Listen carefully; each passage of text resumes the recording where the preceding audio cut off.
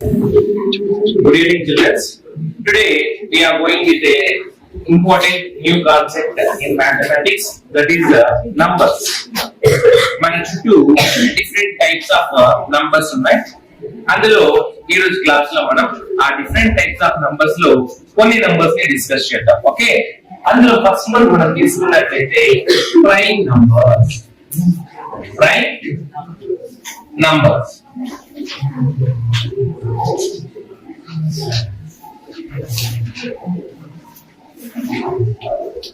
So first మనం prime numbers ని discuss చేయాలి అంటే మనకు ఫ్యాక్టర్స్ అనేటటువంటి కాన్సెప్ట్ ని తెలుసుకోవాలి. ఓకే, సో అందుకోసం ఫస్ట్ మనం ఫ్యాక్టర్ అంటే ఏంటో నేర్చుకుందాం, ఆ తర్వాత ప్రైమ్ నంబర్స్ అనేటటువంటి కాన్సెప్ట్ ని డిస్కస్ చేద్దాం. Factor, so an exact divisors of a number is called factors.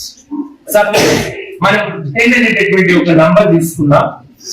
ఈ 10 అనే నంబర్ ని డిఫరెంట్ నంబర్స్ తో, అంటే నేచురల్ నంబర్స్ అంటే డిఫరెంట్ కౌంటింగ్ నంబర్స్ తో, అంటే 1 తో 2 తో 3 తో 4 తో 5 తో 6 తో 7 8 9 10 అలా మనకు ఇన్ఫినిటీ వరకు ఉన్న నంబర్స్ తో ఈ డివిజన్ చేస్తే ఏ నంబర్స్ అయితే 10 యొక్క రిమైండర్ డివిజన్ చేసినప్పుడు వచ్చిన రిమైండర్ 0 అవుతుందో ఆ నంబర్స్ ని 10 యొక్క ఎగ్జాక్ట్ డివైజర్స్ అంటే ఫ్యాక్టర్స్ అంటాం. ఫర్ ఎగ్జాంపుల్ మనం 10 ని ఫస్ట్ ఉన్నటువంటి కౌంటింగ్ నంబర్ 1 తో డివైడ్ చేద్దాం. 1 10s are 10 10 minus 10 0, అంటే ఇక్కడ రిమైండర్ ఏమైపోయింది 0 అయింది. సో 10 కి 1 అనేది ఏమవుతుంది అంటే ఫ్యాక్టర్ అవుతుంది. ఓకే, అలానే 10 ని నెక్స్ట్ ఉన్నటువంటి నంబర్ 2 తో డివైడ్ చేస్తే 2 5s are 10 10 minus 10 0, అంటే ఇక్కడ మనం 2 తో డివైడ్ చేసినప్పుడు రిమైండర్ ఏమైంది 0 అయింది, కాబట్టి 2 కూడా 10 కి ఒక ఫ్యాక్టర్ అవుతుంది. ఓకే, అలానే 10 ని నెక్స్ట్ నంబర్ ఏంటి 3 తో డివైడ్ చేస్తున్నాం. 3 3s are 9 10 minus 9 ఏమవుతుంది అబ్సల్యూట్లీ 1 అవుతుంది, అంటే రిమైండర్ 0 అయిందా అవ్వలేదు, కాబట్టి 3 అనేది ఫ్యాక్టర్ అవ్వదు.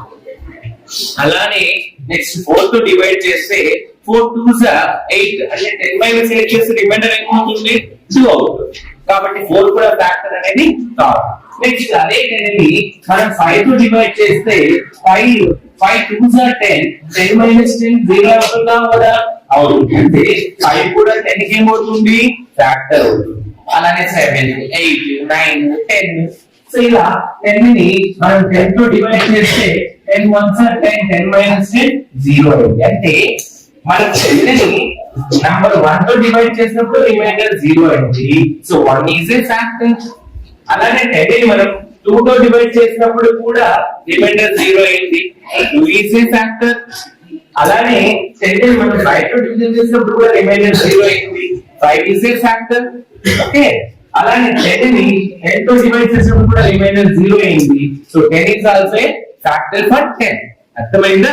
అంటే మనం 10 యొక్క ఫ్యాక్టర్స్ తీసుకుంటే 10 అనేది 1 తో డివైడ్ అవుతుంది, 2 తో డివైడ్ అవుతుంది, నెక్స్ట్ 5 తో డివైడ్ అవుతుంది, 10 అనేది 10 తో డివైడ్ అవుతుంది. సో ఇవన్నీ కూడా 10 యొక్క ఫ్యాక్టర్స్ అవుతాయి. ఓకే, అలానే మనం ఇంకొక ఎగ్జాంపుల్ తీసుకుందాం. సపోజ్ నేను 12 అనే నంబర్ తీసుకుంటున్నాను, 12. సో 12 అనే నంబర్ ని మనం 1 తో డివైడ్ చేస్తే 1 12s are 12 రిమైండర్ 0 అయిపోతుంది. 2 తో డివైడ్ చేస్తే 2 6s are 12 రిమైండర్ 0 అయిపోతుంది. నెక్స్ట్ 3 తో డివైడ్ చేస్తే 3 4s are 12 రిమైండర్ 0 అవుతుంది. నెక్స్ట్ 4 తో డివైడ్ చేస్తే 4 3s are 12 రిమైండర్ 0 అవుతుంది, అంటే డివిజన్ చేయాలి. ఈ విధంగా డివిజన్ చేస్తే అప్పుడున్నటువంటి ఆ నంబర్స్ తో రిమైండర్ 0 అవుతుంది. అలానే 5 తో డివైడ్ చేసినప్పుడు రిమైండర్ 0 అవుతుందా? నో, 5 2s are 10 అనేది 12 కి దగ్గరగా ఉన్న వాల్యూ. సో సబ్ట్రాక్షన్ చేస్తే 12 minus 10 అంటే మనకి 2 రిమైండర్ మిగిలిపోతుంది, అంటే రిమైండర్ 0 అవ్వదు, కాబట్టి 5 అనేది ఫ్యాక్టర్ కాదు. ఓకే, అలానే 6 తో డివైడ్ చేసినప్పుడు 6 2s are 12 అవుతుంది, 12 minus 12 0. నెక్స్ట్ అలానే 7 8 9 10 11 అలానే నెక్స్ట్ 12 12 వన్స్ 12 అంటే 12 తో డివైడ్ చేసినా కూడా రిమైండర్ 0 అవుతుంది. ఓకే, అంటే దీని నుంచి మనకి ఏం అర్థమైంది? ఓన్లీ 10 అనేది ఈ నంబర్స్ తో మాత్రమే డివిజన్ అవుతుంది అండ్ వాటితో డివైడ్ చేసినప్పుడు మాత్రమే రిమైండర్ అనేది 0 అవుతుంది. ఓకే, కాబట్టి ఇవన్నీ కూడా 10 యొక్క ఏమవుతాయి? ఫ్యాక్టర్స్ అవుతాయి. ఓకే, అలానే ఇవన్నీ కూడా 12 యొక్క ఫ్యాక్టర్స్ అవుతాయి. అంటే 12 ని మనం 1 తో 2 తో 3 తో 4 తో 6 తో 12 తో డివైడ్ చేసినప్పుడు రిమైండర్ 0 అవుతుంది. కాబట్టి ఇవన్నీ కూడా 12 యొక్క ఫ్యాక్టర్స్ అవుతాయి. ఓకే, అయితే మనం ఇక్కడ బాగా చూసుకున్నట్లయితే 1 అనేది ప్రతి నెంబర్ కి ఫ్యాక్టర్ అవుతుందా లేదా చూడండి. అంటే 1 ని మనం ఏ నెంబర్ తీసుకొని డివిజన్ చేసినా 1 తో రిమైండర్ ఖచ్చితంగా 0 అవుతుంది. అంటే 1 అనేది ప్రతి నంబర్ యొక్క కామన్ ఫ్యాక్టర్ అవుతుంది. ఓకే, అలానే 10 యొక్క బిగ్గెస్ట్ ఫ్యాక్టర్ ఏంటి? 10 యొక్క బిగ్గెస్ట్ ఫ్యాక్టర్ 10 యొక్క ఫ్యాక్టర్స్ లో పెద్ద ఫ్యాక్టర్ ఏంటంటే 10. అలాగే 12 యొక్క బిగ్గెస్ట్ ఫ్యాక్టర్ ఏంటి?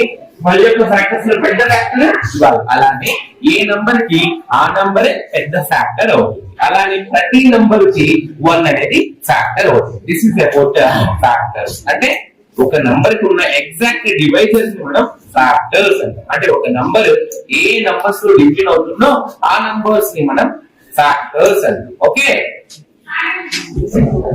సో మనం ఇప్పుడే ఫ్యాక్టర్స్ చూసాం కదా. ఇప్పుడు ఇక్కడ కొన్ని నంబర్స్ యొక్క ఫ్యాక్టర్స్ నేను రాశాను. అంటే ఎగ్జాక్ట్ డివైజెస్. ఇక్కడ 1 ని 1 తో డివైడ్ చేసినప్పుడు రిమైండర్ 0 అవుతుంది. అవునా కదా? 1 ని 1 తో డివైడ్ చేస్తే రిమైండర్ 0 అవుతుందా కదా? ఖచ్చితంగా అవుతుంది. అంటే 1 కి ఒక ఫ్యాక్టర్ మాత్రమే ఉంది. అంటే ఒక నంబర్ తో మాత్రమే అది డివిజబుల్ అంటే డివిజన్ అవుతుంది అన్నమాట. రిమైండర్ 0 అవుతుంది. అలానే 2 తీసుకున్నాం. 2 ని మనం 1 తో డివైడ్ చేసినా 2 తో డివైడ్ చేసినా రిమైండర్ ఏమైపోతుంది? 0 అవుతుంది. అలానే 3 ని 1 తో డివైడ్ చేసినా 3 తో డివైడ్ చేసినా రిమైండర్ ఏమవుతుంది? 0. అలానే 4 ని 1 తో డివైడ్ చేసినా 2 తో డివైడ్ చేసినా 4 తో డివైడ్ చేసినా రిమైండర్ ప్రతిసారి 0 అవుతుంది. అలానే 5 ని 1 తో డివైడ్ చేసినా లేదా 5 తో డివైడ్ చేసినా ఖచ్చితంగా రిమైండర్ ఏమవుతుంది? 0 అయిపోతుంది. ఓకే, అలానే ఇక్కడ నేను ప్రతి నంబర్ యొక్క ఫ్యాక్టర్స్ రాశాను. అంటే ఒక నంబర్ తీసుకుంటే ఆ నంబర్ ఏ నంబర్స్ తో డివిజన్ అవుతుంది, ఎగ్జాక్ట్ డివైజెస్ ఏంటి అనేది మనం ఇక్కడ లిస్ట్ అవుట్ చేసుకున్నాం. ఓకే, ఇందులో మనం తీసుకుంటే కొన్ని నంబర్స్ కి మాత్రమే 2 ఫ్యాక్టర్స్ ఉన్నాయి. ఒకసారి చూద్దాం. Let us see here. So మనం 2 యొక్క ఫ్యాక్టర్స్ తీసుకోండి. 2 కి ఏమేమి ఫ్యాక్టర్స్ లిస్ట్ లో ఉన్నాయి? 2 కి 1 ఫ్యాక్టర్ అవుతుంది, 2 కి 2 ఫ్యాక్టర్ అవుతుంది. అలానే 3 తీసుకోండి. 3 యొక్క ఫ్యాక్టర్స్ ఏమేమి ఉన్నాయి? 3 కి 1 ఫ్యాక్టర్ అవుతుంది, 3 కి 3 ఫ్యాక్టర్ అవుతుంది. నెక్స్ట్ 5 ఫ్యాక్టర్స్ తీసుకోండి. 5 కి 1 ఫ్యాక్టర్ అవుతుంది, 5 కి 5 ఫ్యాక్టర్ అవుతుంది. అలానే 7 ఫ్యాక్టర్స్ తీసుకోండి. 7 కి 1 ఫ్యాక్టర్ అవుతుంది, 7 కి 7 ఫ్యాక్టర్ అవుతుంది. సో ఇలా ఏ నంబర్ కి అయితే 2 ఫ్యాక్టర్స్ మాత్రమే ఉంటాయో, ఏ నంబర్ కి అయితే 2 ఫ్యాక్టర్స్ మాత్రమే ఉంటాయి. ఏమేమి ఉండాలి ఫ్యాక్టర్స్ లో? 1 ఉండాలి, ఆ నంబర్ ఆ నంబరే ఫ్యాక్టర్ ఉండాలి. 1 ఉంది చూడండి, అన్నిట్లోనూ 1 కామన్ ఫ్యాక్టర్ గా ఉంది. Not only prime numbers, A number తీసుకున్న ప్రతి నంబర్ కి 1 అనేది కామన్ ఫ్యాక్టర్ గా ఉంది. అంటే 1 తో ప్రతి నంబర్ డివైడ్ అవుతుంది, రిమైండర్ 0 అయిపోతుంది. అంటే ఏ నంబర్ కి అయితే 2 ఫ్యాక్టర్స్ మాత్రమే ఉన్నాయి. చూడండి, 2 అనే దానికి 1 ఫ్యాక్టర్, 2 కి 2 ఫ్యాక్టర్, 3 అనే దానికి 1 ఫ్యాక్టర్, 3 కి 3 ఫ్యాక్టర్, 5 కి 1 అనేది ఫ్యాక్టర్, 5 కి 5 ఫ్యాక్టర్. అంటే ఏ నంబర్ కి అయితే 1 అండ్ ఆ నంబరే ఫ్యాక్టర్ అవుతుందో ఆ నంబర్స్ మనం ప్రైమ్ నంబర్స్ అంటాం. అంటే 2 ఫ్యాక్టర్స్ మాత్రమే, 2 ఎగ్జాక్ట్ డివైజెస్ మాత్రమే ఉన్న నంబర్స్ ని మనం ప్రైమ్ నంబర్స్ అంటాం. Okay, that is our concept. మనం చూసుకుంటే 2 అనేది ఒక ప్రైమ్ నంబర్, 3 అనేది ఒక ప్రైమ్ నంబర్, 5 అనేది ఇంకొక ప్రైమ్ నంబర్, 7 అనేది ఇంకొక ప్రైమ్ నంబర్, నెక్స్ట్ 11, 13, 17, 19 ఇలా మనం 100 వరకు 25 ప్రైమ్ నంబర్స్ తీసుకోవచ్చు. సో ఇలా 2 నంబర్స్ మాత్రమే ఉన్న నంబర్స్ ని మనం ప్రైమ్ నంబర్స్ అంటే 2 ఫ్యాక్టర్స్ మాత్రమే ఉన్న నంబర్స్ ప్రైమ్ నంబర్స్. ఇలా మనం 1 నుంచి 100 లోపల 25 ప్రైమ్ నంబర్స్ చూడొచ్చు అన్నమాట. వీటిని ఏమంటున్నాం మనము? Prime numbers. ఏమంటున్నాం?